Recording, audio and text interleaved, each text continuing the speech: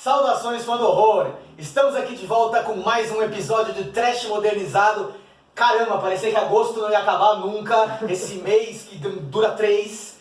E aproveitando esse tema que todo mundo fala que agosto é o mês do cachorro louco por causa da vacinação contra a raiva e tudo mais, a gente resolveu puxar aqui a história dos canídeos assassinos no cinema de terror e também de seus parentes selvagens, os lobos, e sua versão antropomórfica, licantrópica, os lobisomens. Então o verme passeia na noite de lua cheia e depois da vinheta acompanhe mais um episódio com a gente.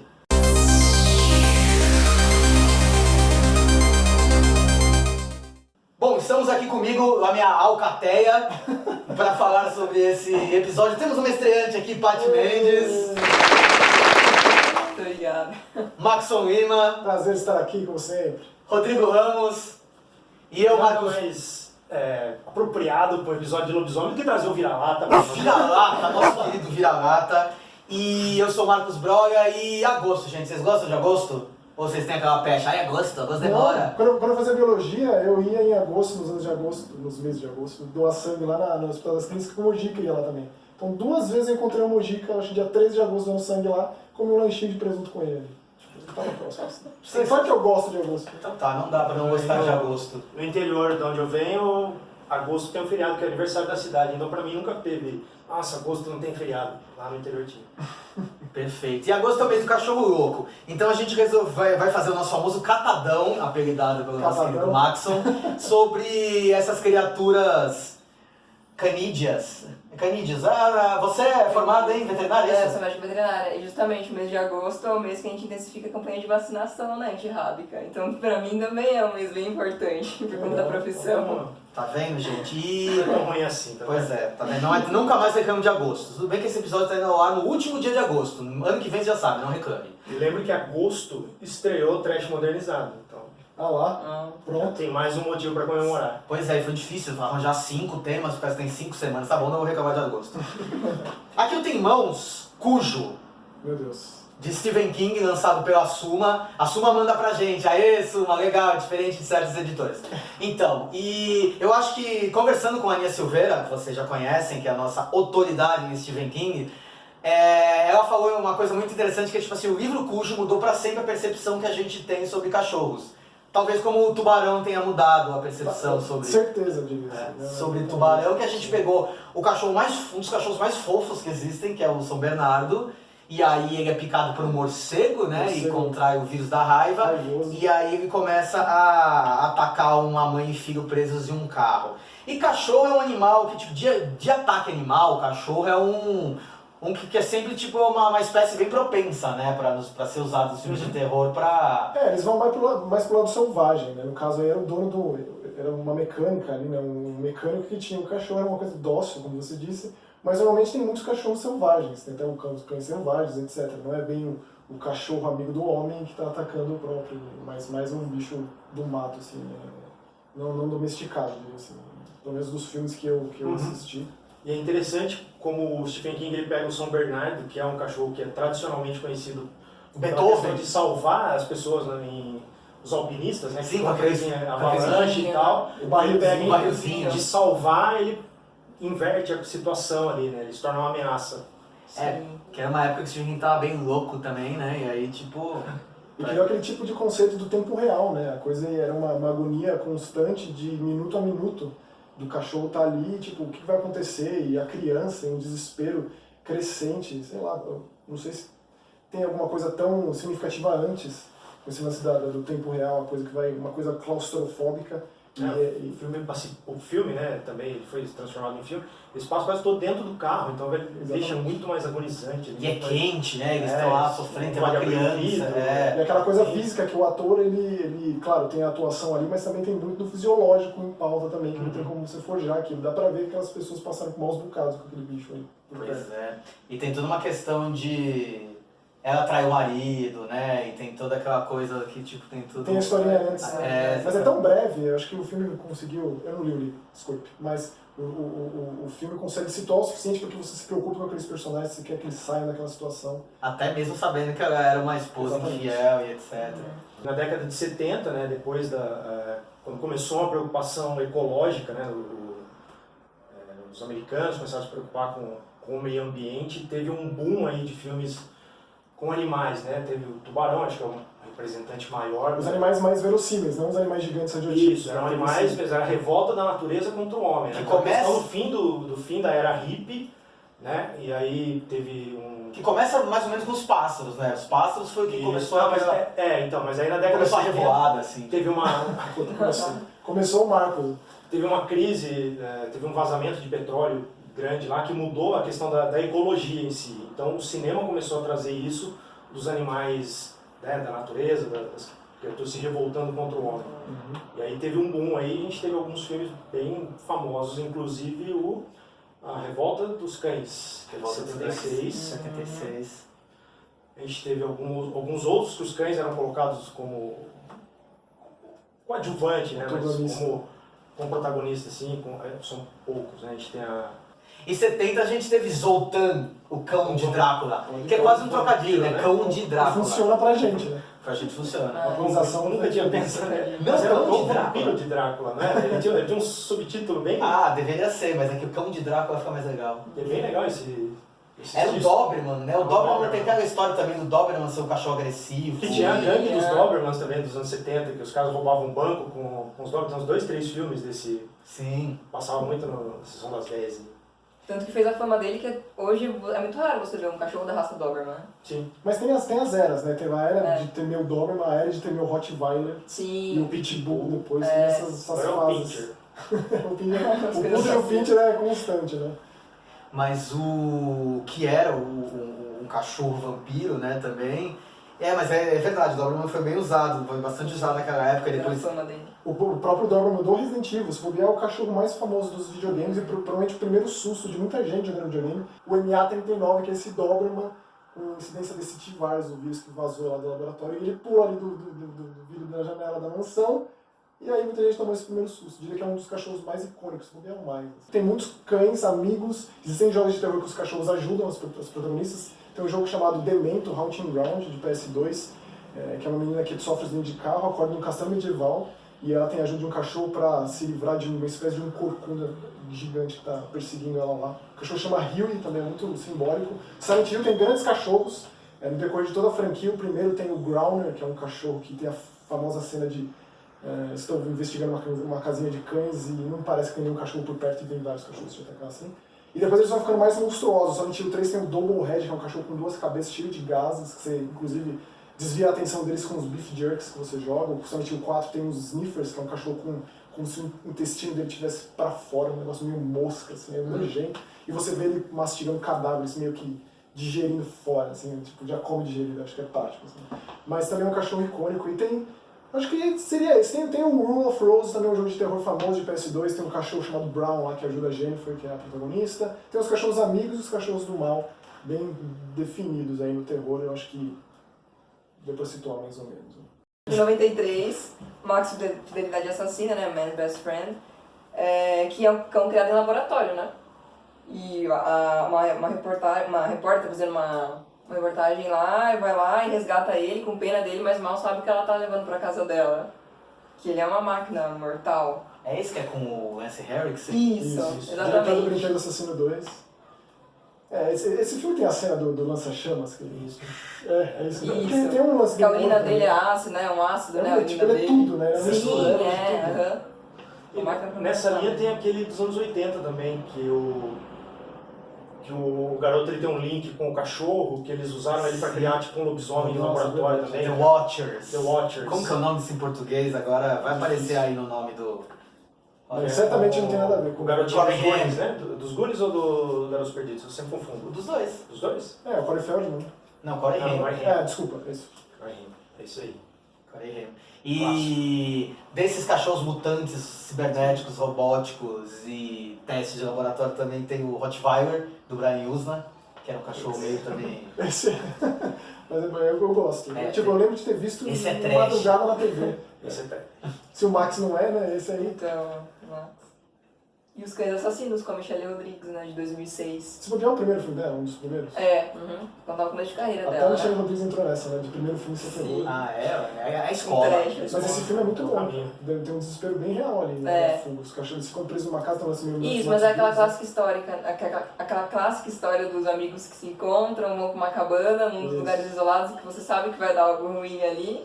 E nisso Dá. aparecem os cães assassinos, literalmente. Esse filme me lembrou um recente australiano, acho que de 2015, chamado Alcateia.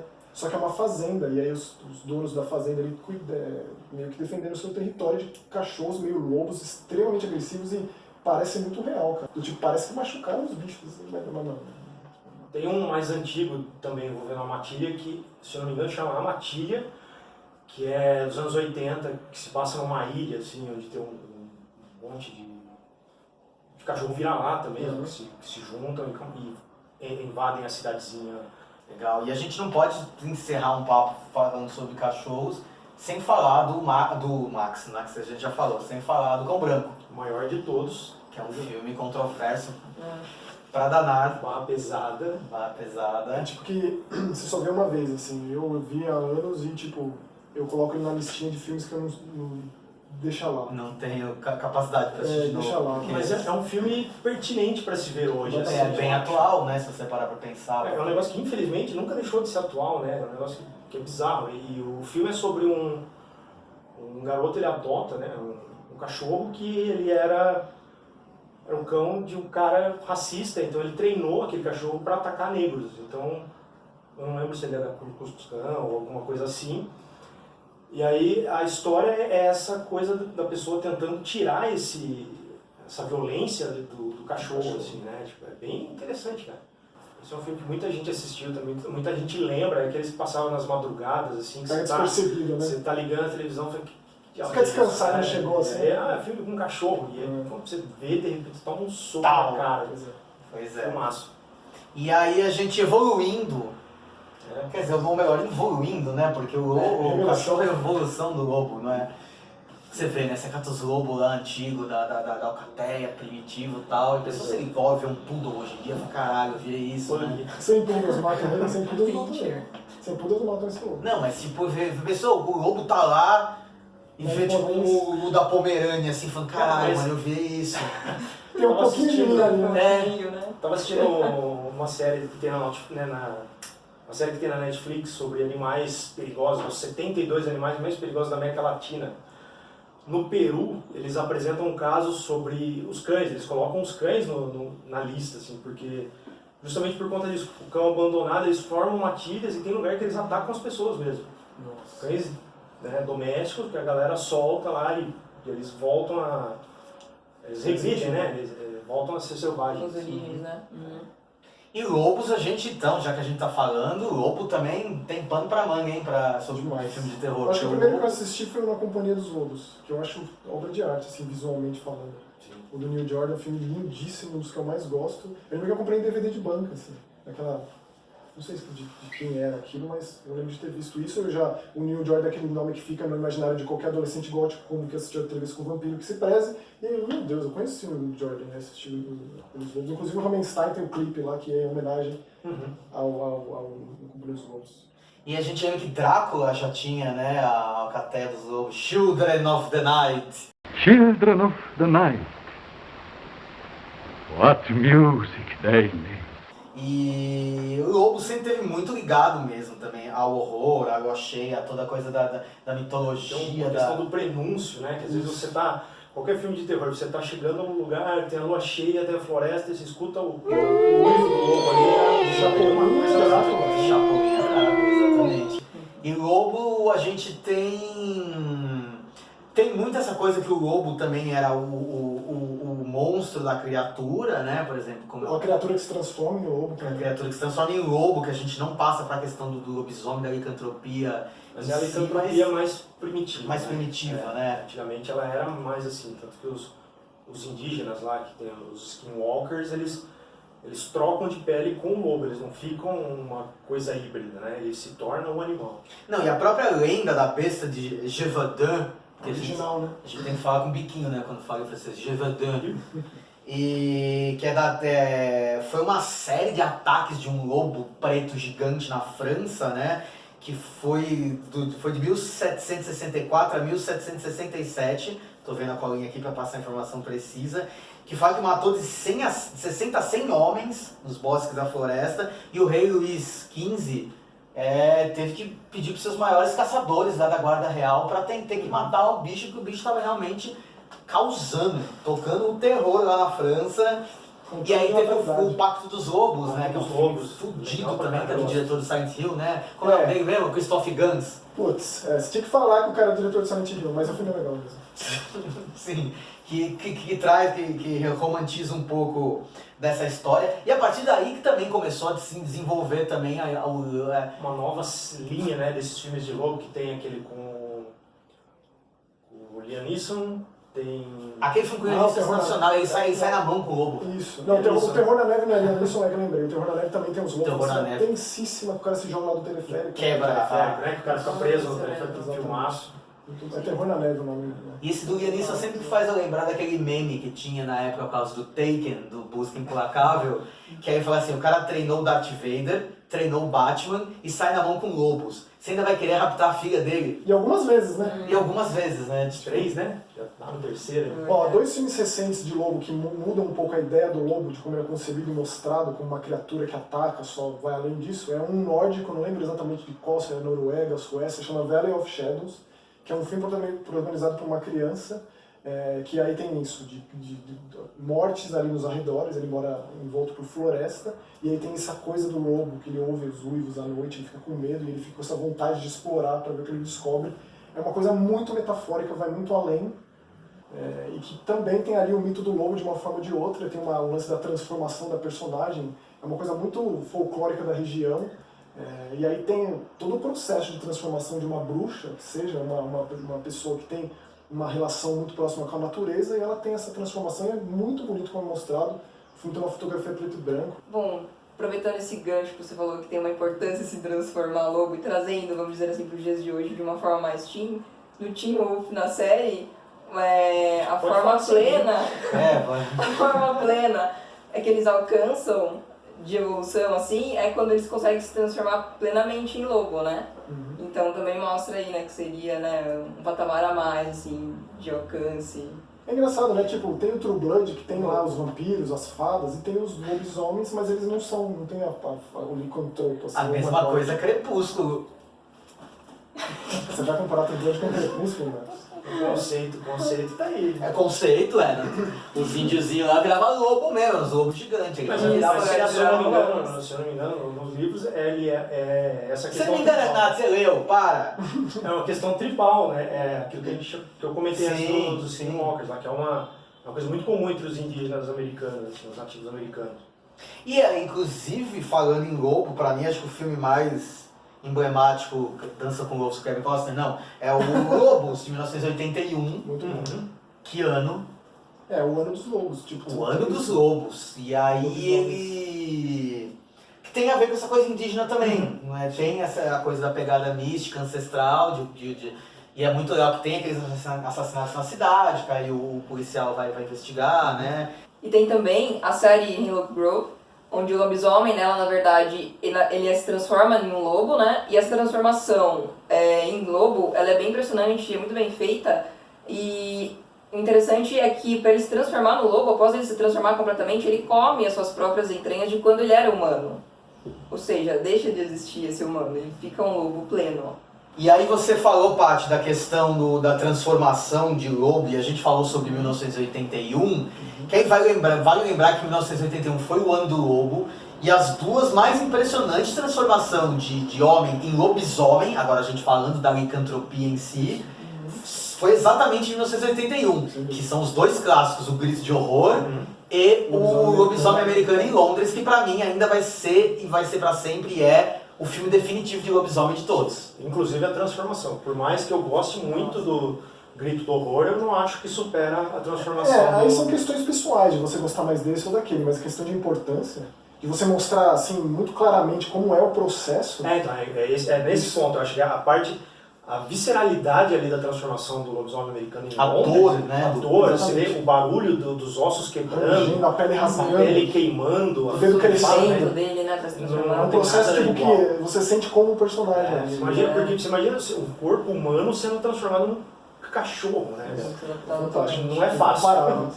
E ganhou o Oscar. Tanto que ganhou, o Rick Baker ganhou o Oscar. E eram dois dos maquiadores mais fodas de todos os tempos, que era o Rick Baker de um lado e o Rob Bottin de outro. Porque bem que ele fez a transformação também no lobisomem mais recente, em 2010, não foi ele também?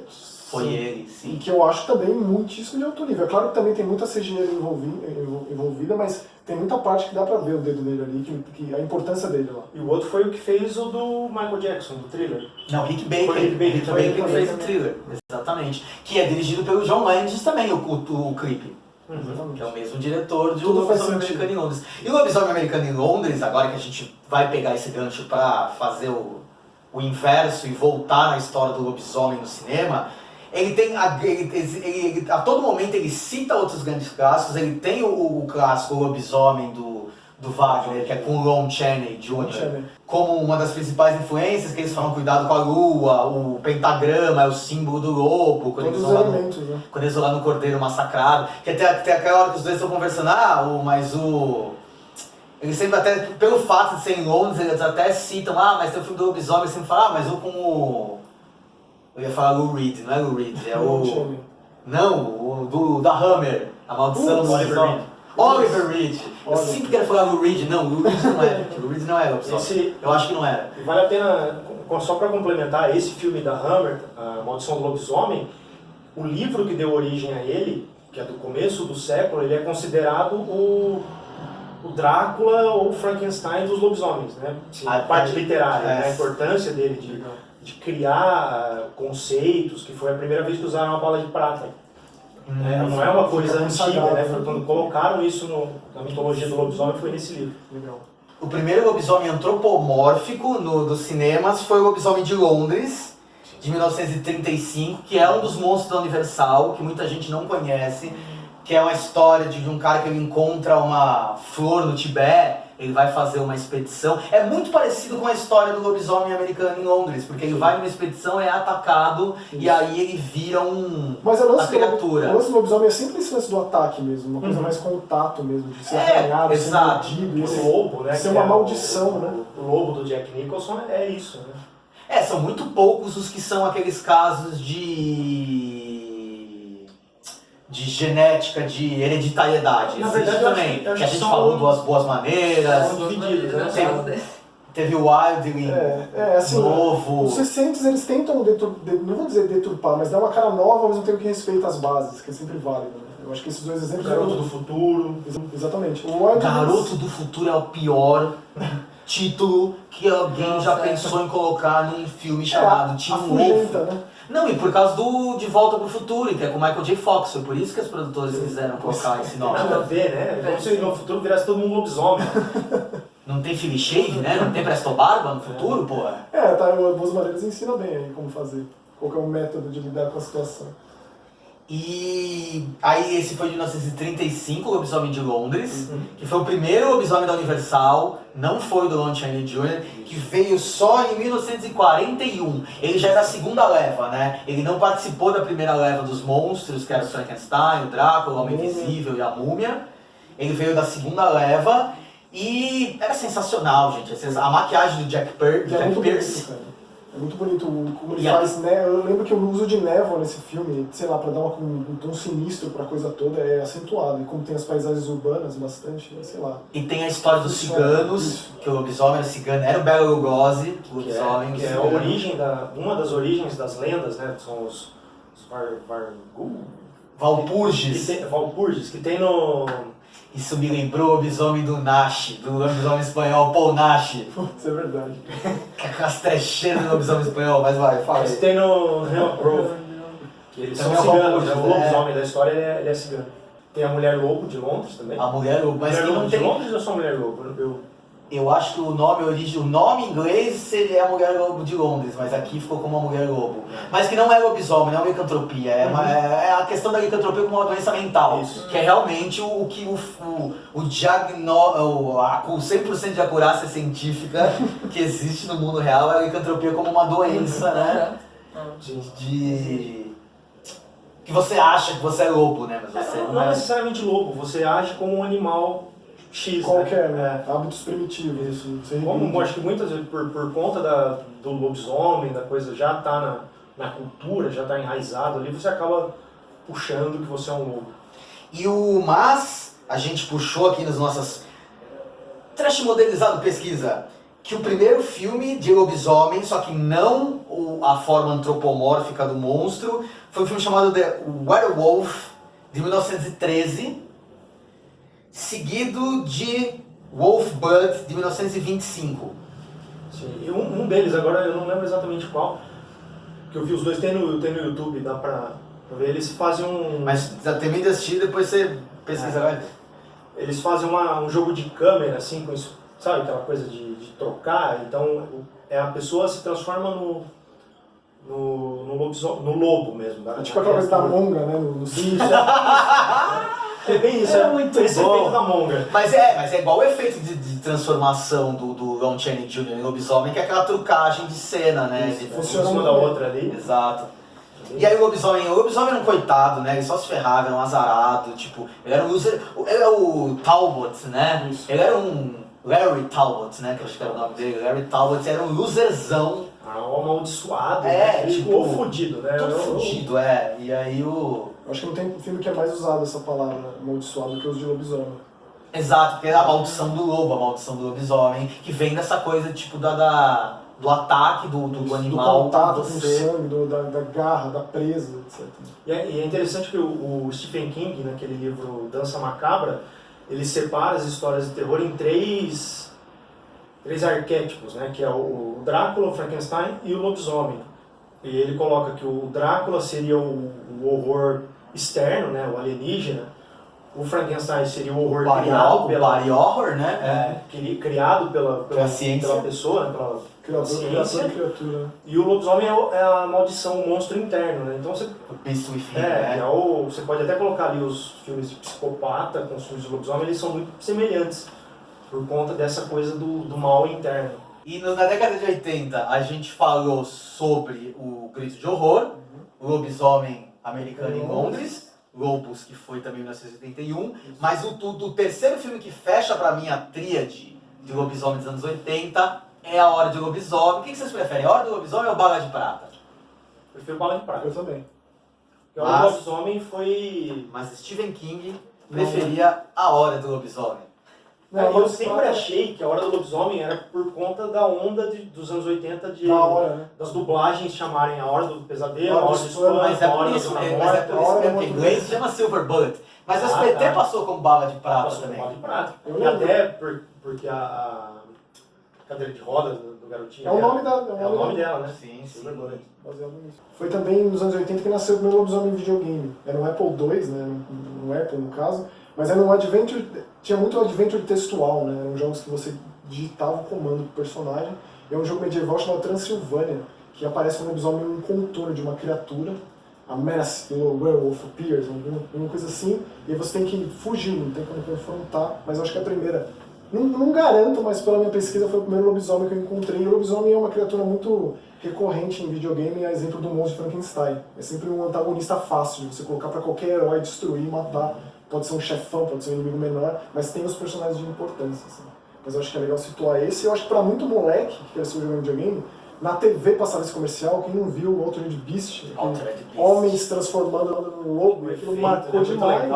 Você não sabia o que era, ficou sabendo o que é isso, né? Lobisomem, tem que saber. Aí ficou sabendo que o Altered Beast apresentou o conceito do licantrópico para uma geração de moleque que jogava videogame.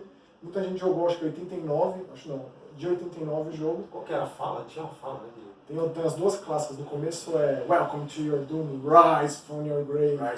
Cara, aquela mistura muito louca de um cara anabolizado. É o chip de áudio do Mega Drive, mas funcionava. E aquela coisa meio umas colunas gregas, né? Umas coisas Mas quando as gregas um dragão chinês passando, tudo bem. Num cemitério. No cemitério você virou um lobisomem, mistura só um japonês é capaz de conceber. Essa mistura muito louca de tudo quanto é mitologia do planeta todo. Eu acho E que nos jogos de luta, né? Por exemplo, no Killer Instinct, né? Que tem o Saberwolf. ele é um dos mais famosos. Né? E tem eu, que já é De novo. membro, né? Já tá mais aqui do que eu, Resident né? Evil e o Darkstalkers. Darkstalkers, que é como O chama? John Talbot. John Ele é um Talbot, que é uma lobisomem. homenagem ao John Talbot. Né? Exatamente. E ele é um lobisomem que luta com Kung ele manja de artes marciais. Eu acho o desenho muito legal, desenhei muito esse lobisomem. O rabo dele é muito bem animado, ele tem umas e ele é todo da pirueta. atlético, assim, né? Com a Ele é calça legal. amarrada. E os anos 90 que a gente puxou aqui, falou do Jack Nicholson, é importante falar do Lua Negra. Que Esse acho é que meu um dos ó, que eu mais gosto. Esse é o meu preferido. de Eu acho que terror de o lobisomem. único lobisomem apesar de que ser bate- menor, ser considerado um filme menor do que esses três, que o Lobisomem Americano em Londres, Grito de Horror e o Hora do Lobisomem, a Bala de Prata, como É, vocês elenco, dizem. orçamento, né? É, sucesso também. eles...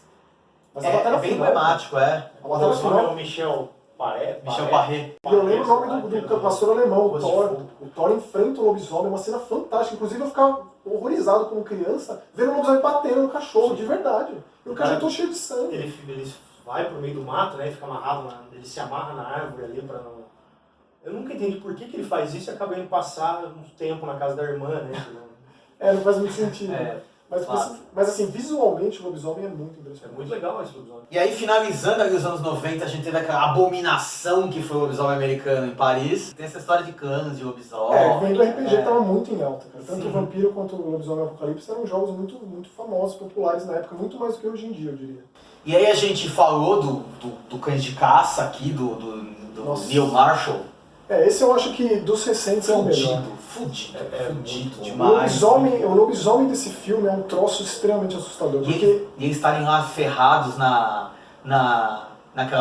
naquele exercício de guerra sem bala de verdade. Exatamente. É eles não tinham como, e é um lance meio Noites dos Mortos-Vivos, né? Eles acabam numa casa, É. e aqueles, tipo, o que eles podem fazer? Porque parece que os lobisomens só não acabam com aquilo rápido porque eles não querem. Eles estão brincando. Só São brincando, brincando, exatamente, são se animais divertindo. brincando com a caça. Aquele gigante, ele tem aquela cabeça de lobo, aqueles braços meio compridos, eles... Ele é bem pelado, né? Tipo, ele fica ali meio humano, meio lobo, mas de um jeito diferente. Eu acho que é legal. Visualmente é muito impressionante. Eu acho que não tem filme de lobisomem melhor nos últimos anos que esse. E é legal porque assim, aí no final a gente vê que tem uma mulher, que é o lobisomem, Uhum. Pode crer. e teve o Ginger Snaps, um Ginger pouco Snaps, antes, que é muito o bom. A Possuída, né? A Possuída. Com a menina do American Bear, né? Possuída, né? Que pega Sim. essa questão da descoberta sexual, do amadurecimento, né?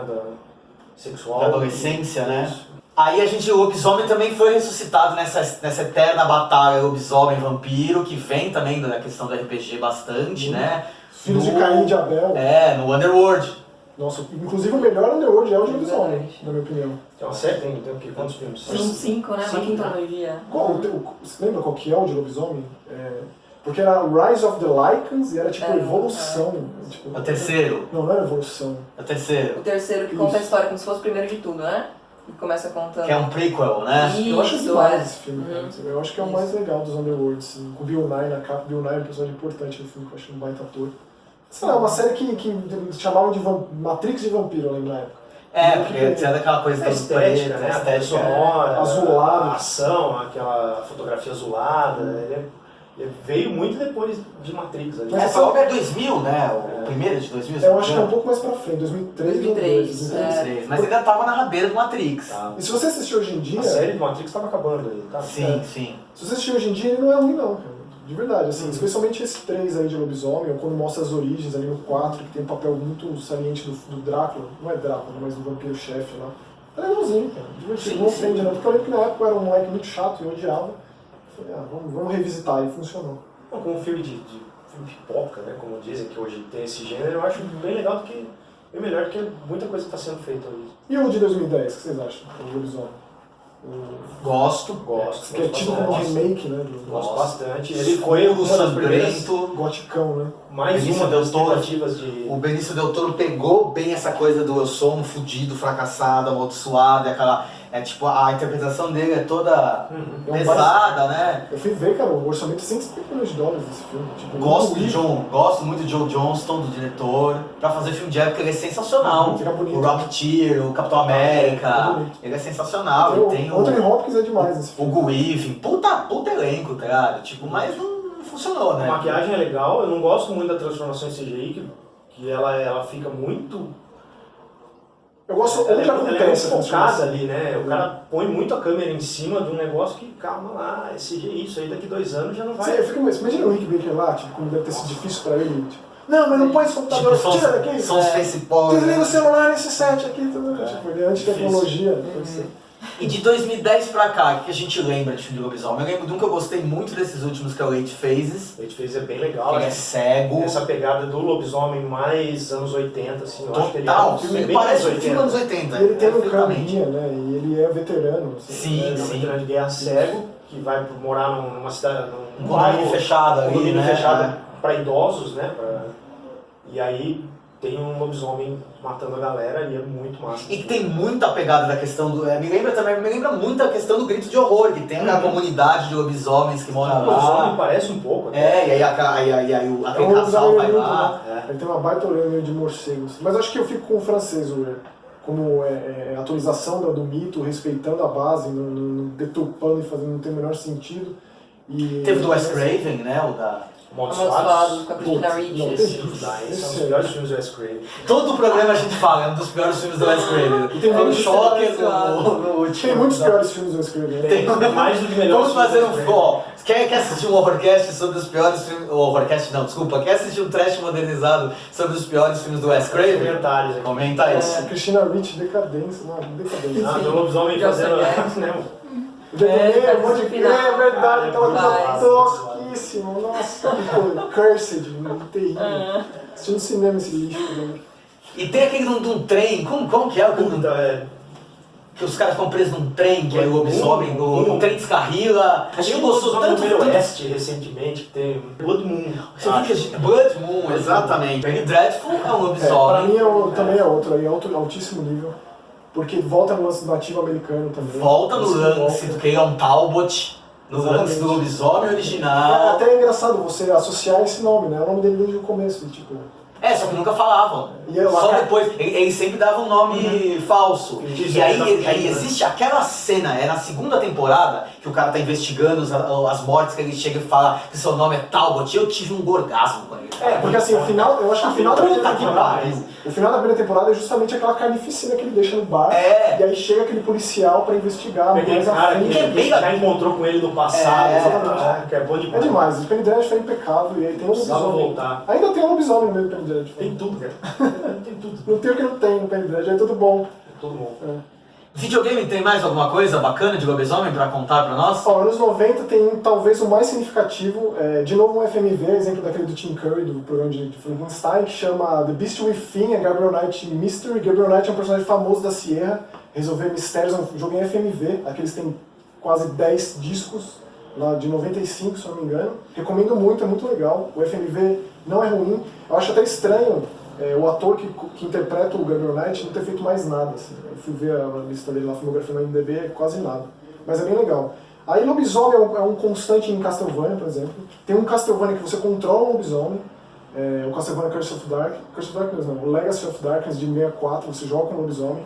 E aí no Lords of Shadow, a última série de Castlevania que teve no PS3 e Xbox 360, você enfrenta um lobisomem muito importante, ele é um dos Senhores das Sombras, baita lobisomem legal. Um dos lobisomens que eu mais gosto em videogame é um pixel art no jogo Super Nintendo chamado Nosferatu, que é aquela coisa, né? O grande chefão do jogo é o vampiro, mas o primeiro chefe da primeira fase é um homem meio mendigo, assim, meio caquético, que vira, inclusive tem as fases da lua na batalha. Pensa, são 16 bits, o pixel art lá, ele se transforma em um lobo muito bonito, eu achava aquilo impressionante. Então, assim, eu acho que são esses os que mais valem menção, assim, tipo, tirando os de luta, que também são mais recentes, que a gente comentou. Mas eu acho que se você quer jogar um jogo bom de lobisomem, com exceção do Vampiro Masquerade Bloodline, que é um jogo de RPG de PC, que os lobisomens eles são os inimigos, né, dos vampiros, e aí tem o clã dos vampiros, os gangrels, que são também, tem uma veia primitiva, com lobos e tal. tem lá um chefão lobisomem muito característico. O Abyss Within é o melhor jogo de lobisomem mesmo para estudar e ir a fundo. E é um jogo muito interessante, gostoso de jogar e que funciona bem hoje em dia, de fácil acesso e baratinho. Então acho que é um apanhado bom aí de lobisomem. E aí, como é de praxe, a gente sempre termina nosso catadão com o excelentíssimo Quadrinhos. Rodrigo Ramos falando sobre quadrinhos, a Sempre nona arte. eu anoto mentalmente muita coisa. Cara, o legal assim, que o Lobisomem ele faz parte da primeira HQ de terror assim, da história, né? Assim, a gente tem histórias em quadrinhos de terror, mas o gibi de terror, o primeiro é Adventures into the Unknown, de 1948. Aventuras no Que Desconhecido. nome Aventura do maravilhoso. Desconhecido. A capa é linda, Que nome lindo. muito bonita assim. E a primeira história da HQ é The Werewolf Stalks, que é do Frank Long e Edward Moritz. Então, assim, o primeiro gibi de terror, oficialmente, né, que a gente, até no programa do Frankenstein, eu citei que o Frankenstein foi a primeira história em quadrinho, mas revista em quadrinho de terror é essa Adventure in the Unknown, e já abre com a história do lobisomem. Que também era personagem recorrente nos DC Comics, né? Os lobisomens sempre tem, né, nessas histórias de antologia, assim, tem algumas bem boas. Acho que o principal personagem de lobisomem é um da Marvel, que é o Werewolf by Night, que aqui no Brasil chama Lobisomem Ataca, que saiu em Marvel Spotlight em 1972, baseado numa ideia do Stan Lee, que ele queria, né, naquela época, criar histórias de terror. Foi quando o Comics Code deu uma relaxada ali, então eles falaram, cara, vamos botar umas histórias de terror aí. Então ele foi criado pelo Jerry Conway, desenhado pelo Mike Plumb, com o argumento do Roy Thomas, baseado numa ideia do Stan Lee. Então tem um monte de gente boa ali. Toda a trupe da Marvel da Isso época. é um gibi excelente, assim, a Panini relançou faz pouco tempo um encadernadinho naquela biblioteca histórica de terror da Marvel, mas só saiu um, porque eles dizem que lá nos Estados Unidos não continuou, então eles só fizeram o primeiro. Aí no Brasil essas histórias do Lobisomem by Night, o Werewolf by Night, saiu pela Block entre 1977, né? Começou em 1977, tiveram 20 edições. Aí depois a Block também lançou uma que eu acho excelente, que chama Histórias Reais de Lobisomem, produzidas aí pelo time clássico, né, de quadrinistas brasileiros ali dos anos 70 e 80. E são reais mesmo, pode São acreditar. super reais, eu lembro dessas revistas, eram super reais. Pode acreditar. Começou em 1988, teve 18 edições. E, né, uma das histórias que o lobisomem ele é bem brasileiro, assim, né? Ele é uma coisa que o Brasil Ele não gosta de trabalhar, ele não tem consciência social, Não desiste nunca. ele não desiste nunca. Ele não tem respeito pelo próximo. Então mas... ele se tornou um personagem muito comum nas histórias em quadrinhos produzidas no Brasil. Que mais? E aí a gente tem uma das melhores histórias dos lobisomem que eu já li, que é A Maldição, que saiu na revista do Monstro do Pântano, número 40, em 1985, durante aquele run do Alan Moore, que ele coloca o Monstro do Pântano para visitar os arquétipos de terror. Assim. Então ele vai encontra zumbis, casas assombradas, vampiros. Que legal. E essa de lobisomem, quando ele estava naquela fase preparando para a crise nas Infinitas Terras, a DC falou, cara, você vai ter que botar o Monstro do Pântano aí no crossover. Bom, aí você me quebra, né? Aí ele foi e falou, então tá, então vamos fazer que o Monstro do Pântano está nos bastidores, que tem uma seita que está preparando o psicológico da humanidade para aceitar tipo, a escuridão. Então eles liberam monstros assim, no mundo, né? Então ele vai viajando pelos Estados Unidos encontrando vários monstros. E na edição número 40, ele encontra um lobisomem que é uma mulher, e aí pega aquela questão do feminismo, da sexualidade e tal. Ela é casada com um cara machista, violento e tudo mais, e numa noite ela se transforma em lobisomem e vai... Né, e é muito legal, assim, eu ia dar um spoiler, mas tem uma cena que se passa dentro de um supermercado, assim, e isso é muito simbólico, muito emblemático, sabe? Como o lobisomem, qual é o fim do lobisomem dentro de um supermercado, muito forte. Saiu aqui no Brasil, ele está na edição, no volume 3 da saga do Monstro do Pântano, que está saindo agora, né? Estão republicando agora. Uhum. Aí a gente tem o Lobos de Santo Augusto, que é uma história do Hellboy, que ele vai parar num lugar onde tem um castelo, que havia uma seita, e os habitantes da cidade botaram fogo no castelo com a seita lá dentro. Então eles foram amaldiçoados e tal, e o chefe da seita, ele é um lobisomem. Então Hellboy acaba lutando com um lobisomem lá, é muito boa. Está publicado aqui no Brasil na edição histórica, Hellboy número 3. E tem a Lua do Lobo, que saiu aqui pela Panini, que é um título da Vertigo, né, já dessa fase nova da Vertigo, então não é tão bom quanto os clássicos dos anos 90, mas é uma história legal. É do Colin Bunn, que escreve os X-Men atualmente. Assim, né? Pois é, acho que rendeu pra uma noite de Goxã inteira. São quantos dias de Goxã? 2, né? Não sei lá, nunca sei. Mas enfim. Eu tava pensando que Rendeu pra um agosto inteiro esse programa. no que tá por vir, assim. Eu acho que é só mesmo esse jogo oficial do Lobisomem Apocalipse. E tá por vir também o Lobos, que é o spin-off do O Que Fazemos nas Sombras. Sim. Esse eu quero muito assistir, porque tem aquela trupe lá de lobisomens que é muito engraçado. Então não dá pra acabar esse vídeo sem falar dos lobisomens marsupiais do terceiro grito de horror. Dava pra acabar sem falar deles, né?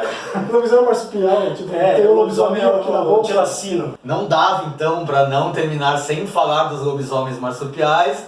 Estamos encerrando mais um episódio do Trash Modernizado. Comenta aí embaixo, fala qual filme de lobisomem você gosta, o que você curtiu, dê dicas de, quero assistir programa sobre tal coisa, conversa sobre tal Os coisa. piores do Wes Craven. Os piores da Craven. Não esqueça de se inscrever no canal e também ativar o sininho para você receber as notificações. Tem todo aquele monte de rede social aí para você seguir o nosso trabalho.